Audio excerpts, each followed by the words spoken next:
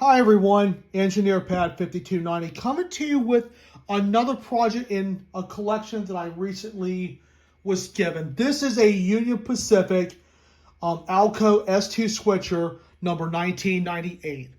This engine is probably from the late 50s, early 60s. This was a popular Marx item for a long time. And they also had, I believe, the Alco engines like this. They also had some, I believe, F3s or F7s for the diesels. They're very good runners, and I also have a personal Marx steamer in my collection, and I've also inherited some more Marx. Hi everyone, Engineer Pad 5290, coming to you with my first Marx project. This is a Marx Union Pacific Alco S-2, number 1998. This is a plastic shell, so this was probably produced between the mid-50s and probably early 60s. This was a popular Marx item. They also had some other diesels as well, and their steam engines were also very good runners. Marx was started by two brothers, and they were very successful in the toy train industry. Besides the fact you had Lionel, American Flyer, Marx, and you also had a company called Ives back in the day during the pre-war era. But Marx did O-gauge, and they also did some HO items, and their HO items are definitely underappreciated. Marx has always been a cool company. I've always liked Marx. They're very simple drives from what I understand, and they also produce some very affordable trains. So, as you can see here on the bottom, it is a little bit different than your Lionel post-war locomotive. I'm going to use a screwdriver as a pointer. You have, on the bottom, you have two traction tires. You also have the drive system in the middle, and you also have two pivot wheels, one on each side. And as you can see, the truck pivots as the train enters the curve. This is part of our problem, that the truck frame is jammed up in between the frame and where it's supposed to go in this slot here. So that is part of the problem here. And the drive, as you can see, is I'm trying to turn it and it's really stuck. So the drive is going to need some servicing. We're going to also look at the motor and also the brushes to make sure that everything is in check. So we have one screw on the back that should disassemble the shell.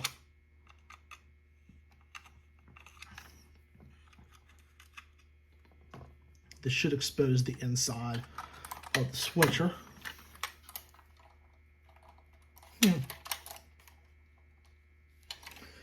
All right. So what we're probably going to have to do at this point is dig in a little bit deeper where these two screws are, which should disassemble the drive from the shell.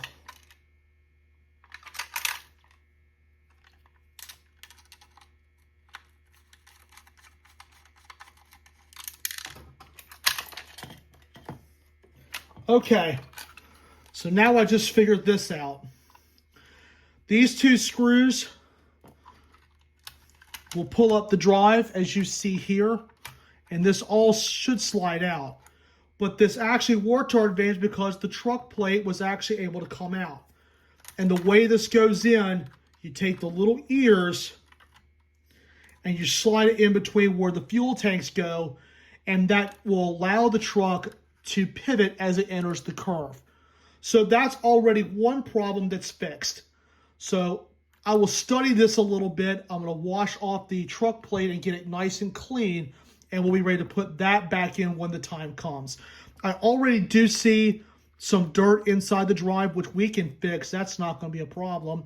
And we'll be able to clean all this up, and hopefully we will be able to allow this engine to ride the rails once again. I do have a few Marx cars that were with this locomotive, and I have some other ones that we can incorporate. So we're going to go ahead and start tearing this thing down, and I will be right back. All right, everyone, we've looked inside the locomotive to kind of get to know it. I've also washed up the truck here. Looks a lot better. I just went in the sink and used some power wash. You saw earlier that this light bulb was in the socket. I had to use a little bit of penetrate oil to get this out because you can see this bulb is the original from when the factory installed it.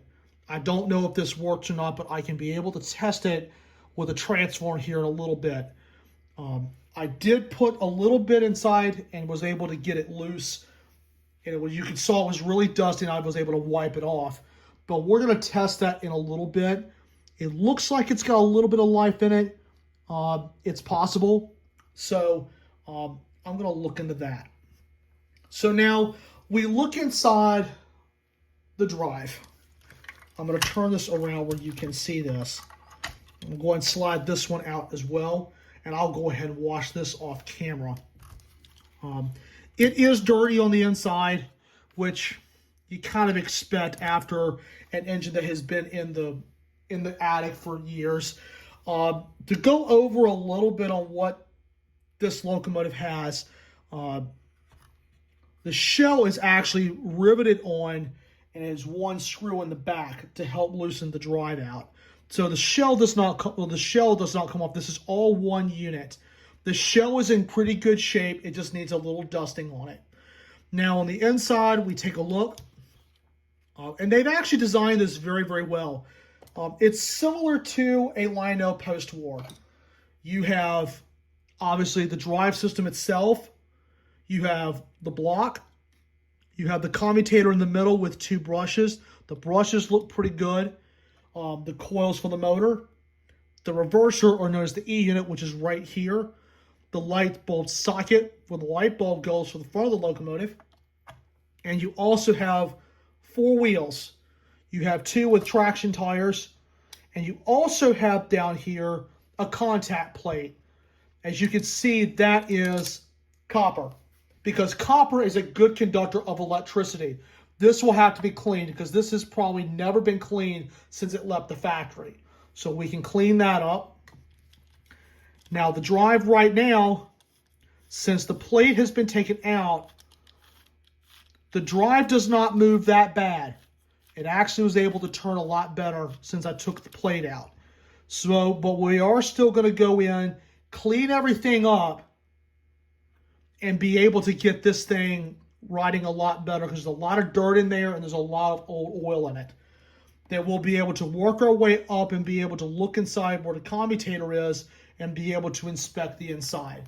So with that being said, let me go ahead and dive into this a little bit more, and we're going to work our way up from the bottom to the middle and be able to put the engine back together. This project is not as bad as I thought. So anyway, I will go ahead and wash this off camera, and I will be able to go inside and take a look at the locomotive a little bit more closely to see what we are diving into. Looking forward to getting this one running. All right, I'll be right back. All right, everyone. We have the drive upside down where you can see the contact plate. As you can see, I have done a small test on this end with a little bit of Croker's cloth, or known as emery cloth. It's real fine, and the only thing you have to do is just slide it back and forth right there on the contact points, so it will improve the conductivity between the plate and the dinky third rail that picks up the power.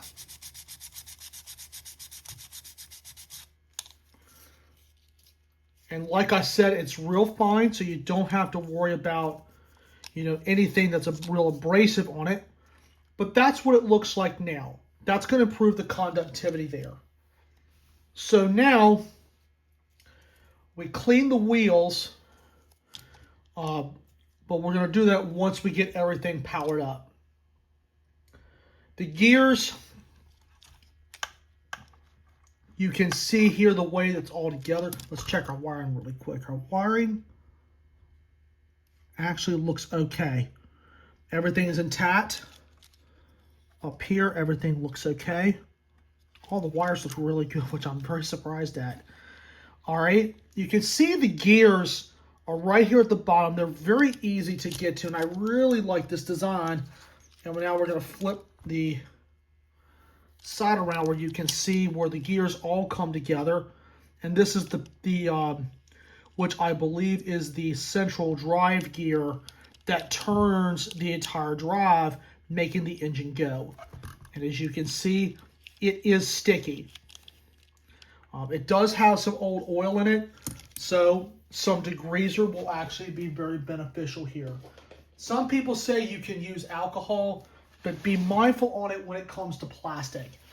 If you want to use alcohol, would definitely use it on something metal where it might not matter. So, let me go ahead and get a cup.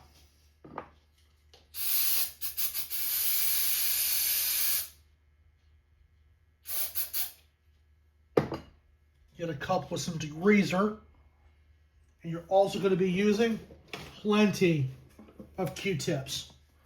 Got a small handful. And you can see there's some dirt around the engine block as well as the gears. That all has to come out. Now, since this is all dirty, you're going to have to take about 2 or 3 times to get the dirt off. So,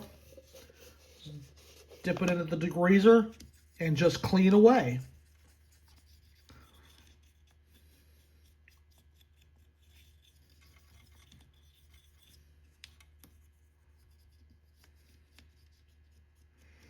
Now, when it comes to gears, you can see this middle gear, the teeth are up and down when the drive is on its side. You can take the Q-tip and just carefully clean the teeth out by just going from the bottom up. And if you want to, just turn the drive a little bit and clean it up that way. That's easy. So now we just clean the gears up, and this will also pull the dirt out in between the gears and the wheels. You can see there's a bunch of carbon that's also coming out as well. And this degreaser is safe on plastic. So I'm actually able to wipe down the gears with the degreaser.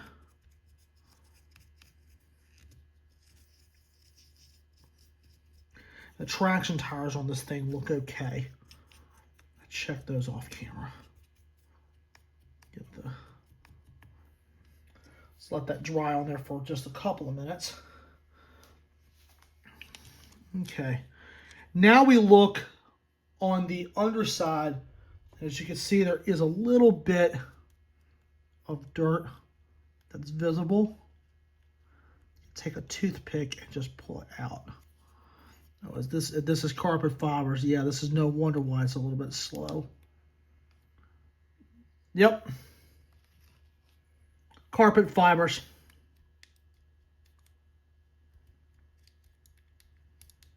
So what we can do is just take a small toothpick and pull out the dirt as well as those fibers.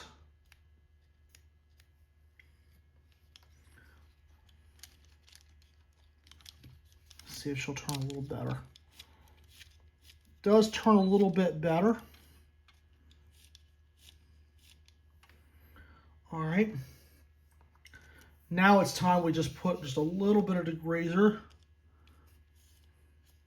down the gears and also get in between.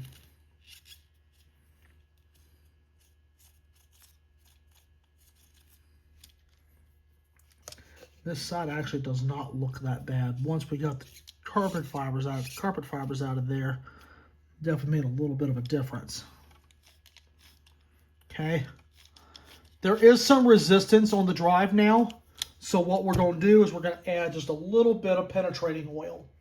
So I'm going to be adding that with an actual paintbrush to get into the nooks and crannies of it. And then we will be able to work with everything and see how it will all work out. Since these gears are plastic, you can get by with some light oil, maybe a little bit of grease, but my recommendation, definitely use some oil because the oil is clear. Technically, it's clear. And you can see if there's any obstruction. But if you want to add a little bit of grease to it, it's not going to hurt it. It's just going to help it.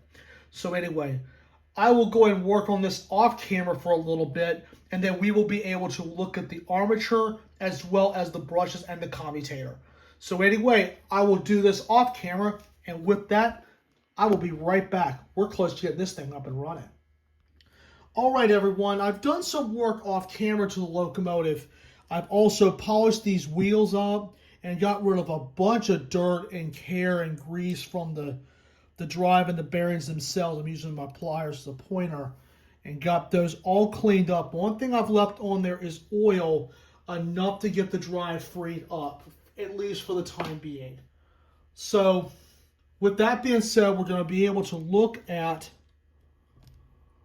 the armature / commutator. I can tell from the outside, as you can see right there, you see a bunch of carbon buildup. This engine has been run, so it just shows you that it's seen itself on the rails for a little bit. It's hooked together a little bit differently than your line. You have a Phillips head screw at the bottom, and you have a nut on the left and one on the right. You can loosen these with a pair of needle nose pliers or a very small socket. So it's relatively easy to do. And this is just after studying everything. And this thing does have brushes, so just be careful on how you remove the screws and the other hardware that's on this. It can be a little bit tricky at times. You can take some needle nose and just turn it a little bit.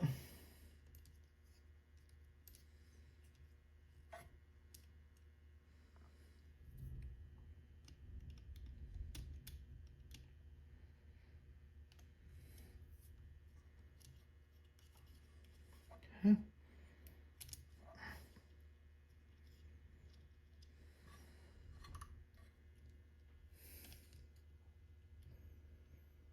Careful to remove the brush plate. Oh yeah. Oh yeah, that's exactly what I thought right there. Brushes don't look that bad. They can definitely use a little cleanup. But yep, there it is. A really dirty commutator and a lot of carbon buildup in the gaps. A lot of carbon buildup. So it's nothing we can't fix. So you take the toothpick and just clean out the gaps.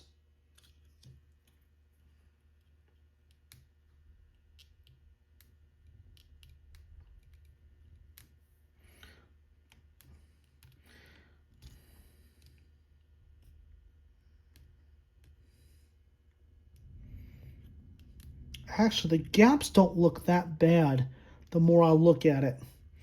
This is part of the assembly. It looks like to me they've got some contact plates in the gaps of the commutator.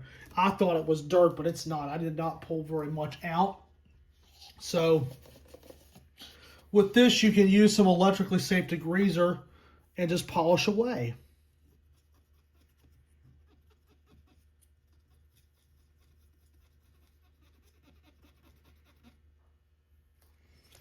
All right, with that little section right there, just look at the difference between what's been cleaned and what hasn't. And that's a little bit of carbon that has come off this commutator. This is actually something. This engine has definitely seen the rails. It's definitely been on the track for quite a few hours. Just hold the commutator down with your finger and just start cleaning.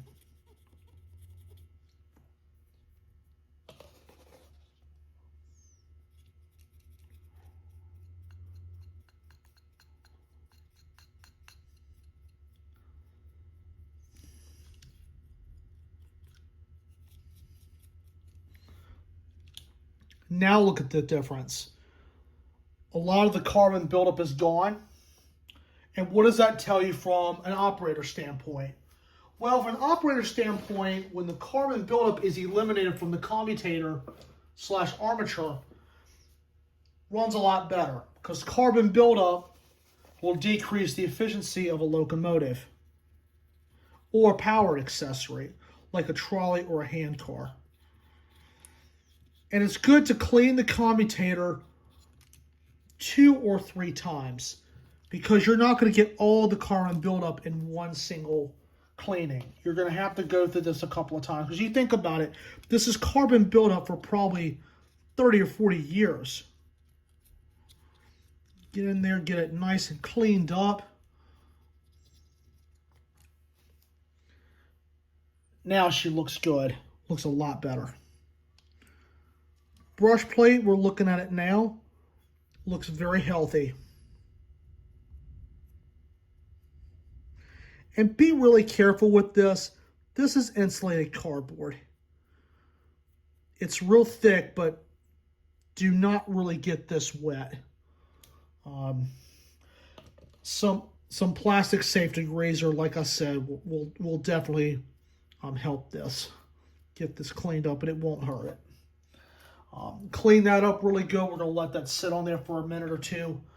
This is all getting ready to come back together. I'm going to let the brushes sit in the degreaser for a couple of minutes and let the carbon buildup get destroyed in there. Then we're able to put the brush plate back on.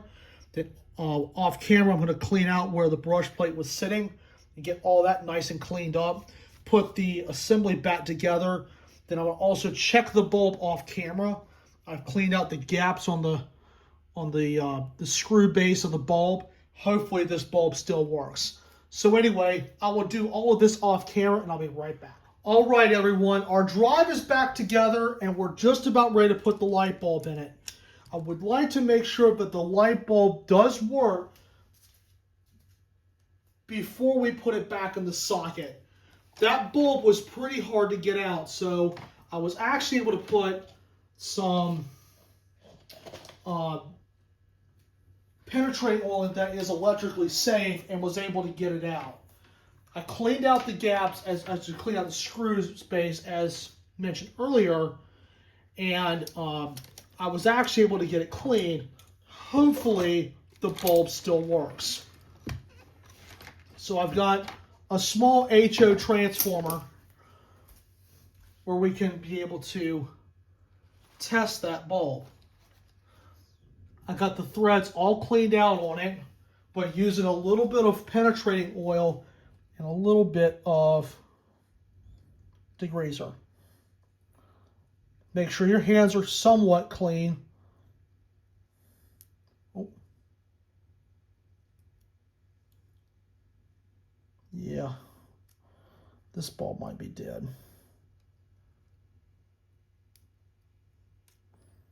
Just let me make sure we're getting spark. Yeah, we're getting spark.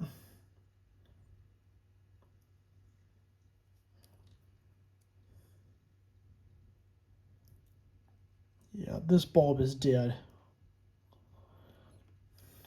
So, with that being said, we'll have to get a brand new bulb for the locomotive, and then we will be able to finally put this thing together.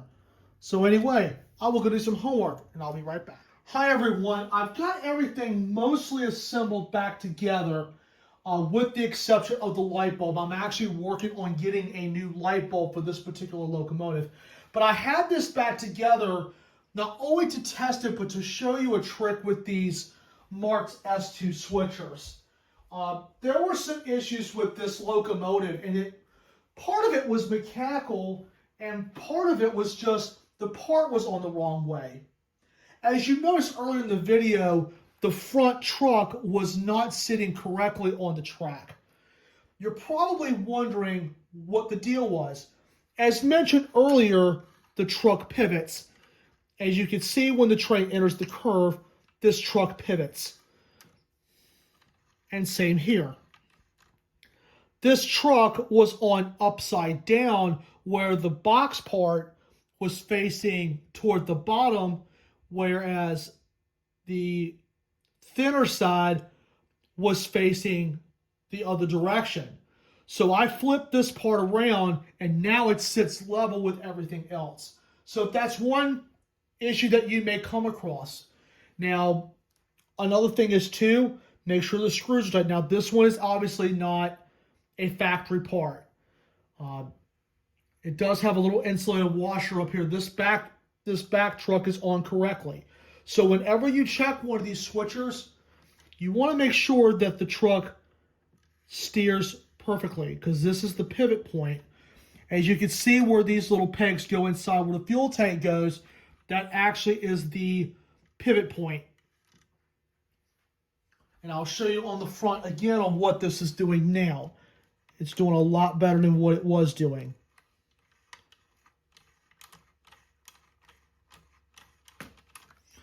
Now this screw is obviously not the right one, but for now it is doing the job.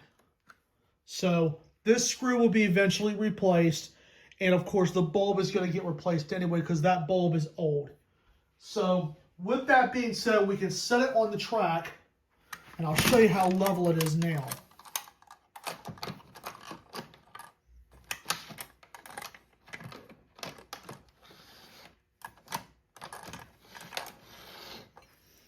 Okay, I'm going to drop the camera where you can get a little bit better view of the locomotive on the track.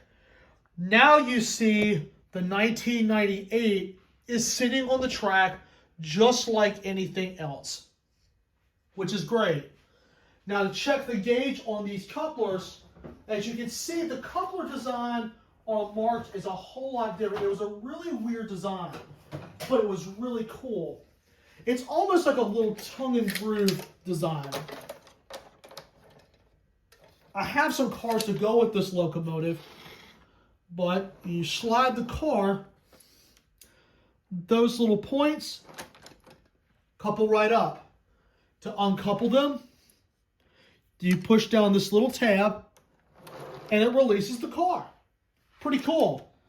Now, these were obviously not built up to scale. These were semi-scale trains. And these were cool for their time. And they're still cool today. So this is just what we call an alignment check. Or which we call if the locomotive is engaged. Engaged to the track, make sure the wheels are in good shape, things like that. So this was more of an alignment issue with the front truck.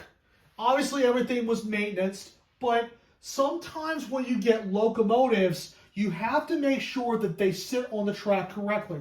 That's part of a multi-point inspection. You're looking to make sure the alignment of the wheels look okay, making sure the couplers function. Now, the couplers on this engine actually function. They're just pieces of, they're just a little plastic coupler. That's all this is. And, you know, you just push it down and it uncouples, and you slide the car and it couples back. So that's a good thing. Wheels are engaged. The engine is ready to just be tested. Now, until we get the bulb in, I won't be able to really run the engine fully yet. I'm still going to be doing some checks with the engine and also make sure that the front truck is going to be good and qualified in the curves before we put the train on it. Because that screw in there on the front truck is not factory. I would rather have some factory parts. So that's a minor fix. But I will go ahead and switch over to the transformer, and we're going to put some power to it. All right, everyone, we have 1998 on the track, and we're about ready to put some power to it. This engine has been sitting a long time, and looking forward to seeing this thing run. Now, you're not going to see any light action yet because I've still got to get a bulb, but I will replace that bulb off camera. There's a screw-based bulb, so it just screws right in, and it's done. So anyway, let's go and give her some power. Oh, wow.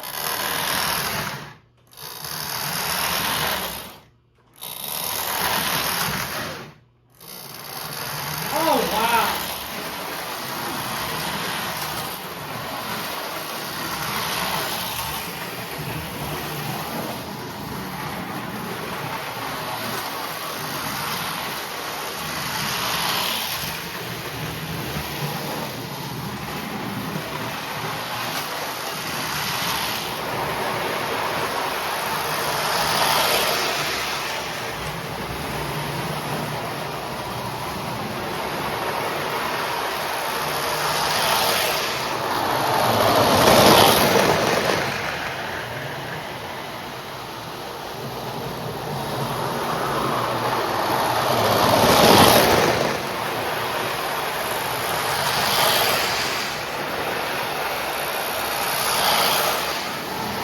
right, everyone, it is the next day. I've been letting the engine run around for probably about 10 minutes now, and it's sounding a lot healthier than it did the previous night. I've got the headlight fixed for it, happen to have a bulb for it, and with the collection there was some Marx cars, and I happened to bring 3 of them home, just enough for it to pull a few cars around the layout. It's a good little runner, and the Marx drives are a little bit smaller gear, so they don't take as much power on your ZW or just your transformer in general. This is a cool little piece. It's my first Marx engine I've ever done a service on, so this is actually a really awesome moment. So it's running a lot better. I use a little bit thicker oil in the gears just to kind of cut down the noise a little bit. The grease was doing it, but the grease wore off just because it's running so fast. But love this little switcher, and you will definitely be seeing this in the future. So anyway, guys, I hope you all enjoyed. With that, I'd like to thank you all so much for watching.